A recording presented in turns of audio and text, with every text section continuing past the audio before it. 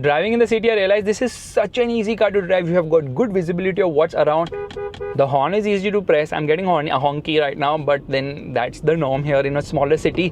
And once you get into the throttle, it instantly darts ahead. Now I want to flip the screen. I want to make it vertical. I cannot because Apple CarPlay is on. So it says current screen does not support the other vertical format at all. So we are going to come out of this menu. I'm quickly going to come into the ADAS functions. So there you see emergency lane keep assist, blind spot detection, door open warning, intelligent high beam control, hill descent control, and ESC off. So let's turn off ESC and let's come out of this menu. Let me turn on the camera from here, and then I don't know why it's working like that, but okay, first let's do one thing. Let's first rotate the camera, and then let's rather rotate the screen and then turn on the camera. Now that is an amazing view. Now even with traction control off, little bit of wheel spin happening here, but somehow it manages to put all that power down because it has got a feature known as intelligent torque adaptation control, wherein the car senses where there's a loss of traction and alters the torque being given to either the front or the rear axle. It works phenomenally well, and that's the reason this car is able to put all that power down, because the grip levels are fantastic. It also has something known as cell to body technology, which obviously features high strength and enhanced safety.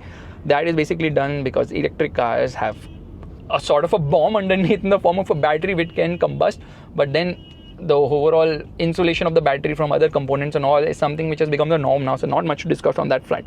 Now this car comes in via the CBU route, and it's going to be pricey. It's going to be about rupees 60 lakhs, but that's fine because even when you pay a premium of almost rupees 10 lakhs more when compared to the CKD model BMW iX1 long wheelbase, it's completely worth it because this car feels better than the iX1 in almost every possible way. Firstly, the handling is also decent enough. It's actually good.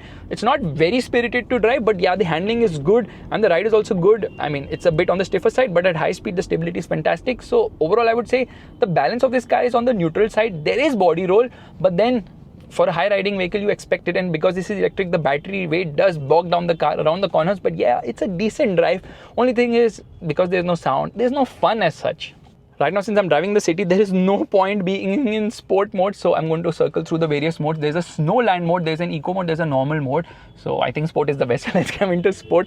Obviously, depending on the mode, now it will dull the output from the electric motor to enhance the range of the car. And till date, the Seal has sold 1200 units. So expect this car to sell almost double than that, because obviously people prefer SUVs over sedans in India.